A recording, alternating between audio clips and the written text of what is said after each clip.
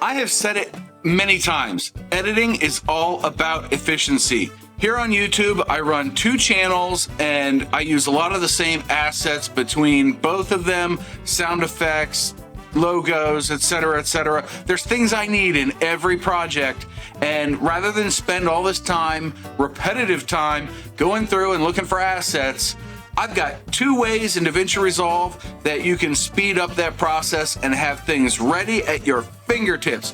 Welcome back to the channel, my friend. This is Creator Reality, and today I'm gonna do my best to save you a bunch of time setting up projects. Now, if you go watch this video and then come back, you'll see how we can save time creating timelines, but there's 2 other ways, and it's all about power. Hey, there's the thumbnail, right? Let's get into Davinci Resolve and take a look at what we're working with. Here we are. I've got a brand new project. I created a timeline, and I went on a family trip, so I've got a bunch of photos, and I want to bring those into Resolve and grab my favorites to use as B-roll for another project. Look, I know it sounds editorial or vlog-ish, but really this is just setting the scene, painting the picture. I'm an artiste. Anyway, back into Resolve. So I'm going to drag all my clips right here underneath master. Boom, there they are.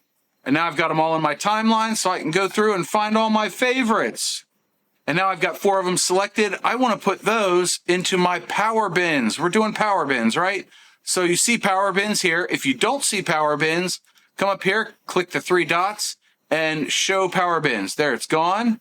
And then we'll bring it right back. And you get master by default, so we're going to right click and say new bin. We're going to call it beach trip.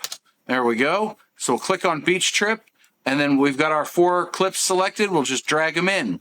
And now's a good time to break in and give you a word of warning. There are certain things you cannot put into power bins, and that includes multicam clips, compound clips, fusion clips, and timelines. Don't try to do it or you'll get this message. Yep, Davinci Resolve does not like this. Now let's go learn more about power bins.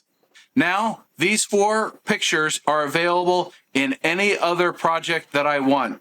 And as you can see here, I've got 360 camera stuff, color correction, adjustment clips. You can call the bins whatever you want. It doesn't matter, but they're all saved there and they are available for other projects, including the aforementioned music and sound effects.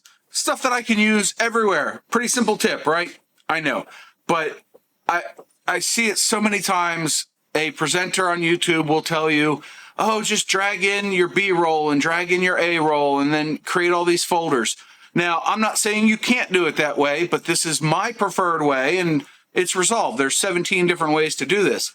Now, the kicker is these things are always available for all projects, but sometimes Davinci Resolve loses track of them. Or if you switch computers, it won't know about them. So what I recommend is creating a folder structure on one of your drives and putting all of your reusable assets into a reusable asset folder, and then put that in Davinci Resolve's power bins. So that should Resolve forget about them or lose track of them, or you accidentally delete one from Davinci Resolve, you can just go back and add them in. Simple as pie, right? Let's move on to the other one. And for this, we need to be in the color tab.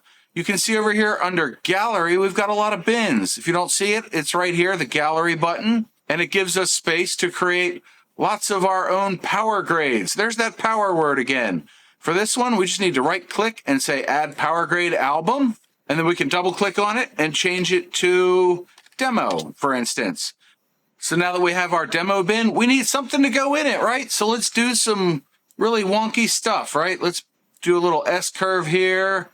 Maybe bring it this way. Yeah, there we go. That's better. We've made a big significant difference. And this comes into play later, but we made a big difference.